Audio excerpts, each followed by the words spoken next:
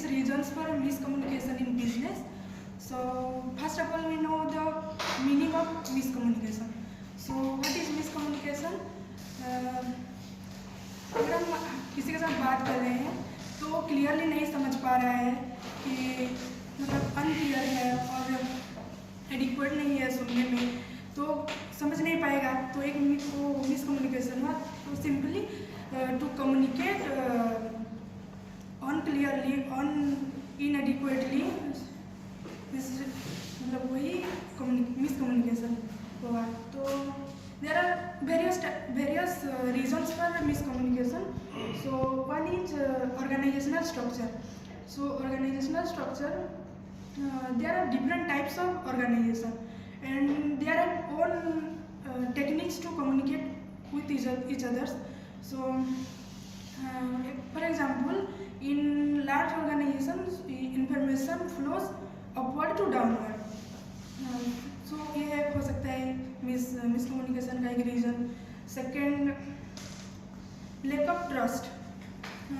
ये एक बहुत डिफिकल्ट टास्क होता है कि मतलब कोई तुम्हें ट्रस्ट करे, किसी के सामने मतलब क्या,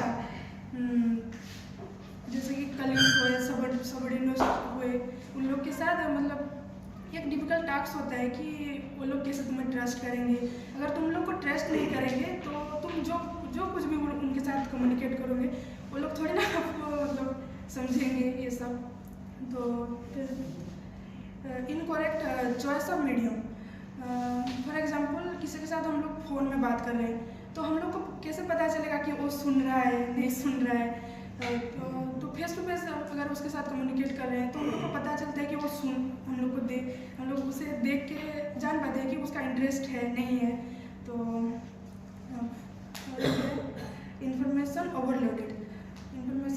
मतलब जैसे आदि बोला कि 10 मिनट से ज़्यादा अगर बोलेंगे तो उसका इंटरेस्ट कम हो जाता है। तो वैसे ही अभी तो ट्रेंड में चल रहा है ब्लॉगिंग।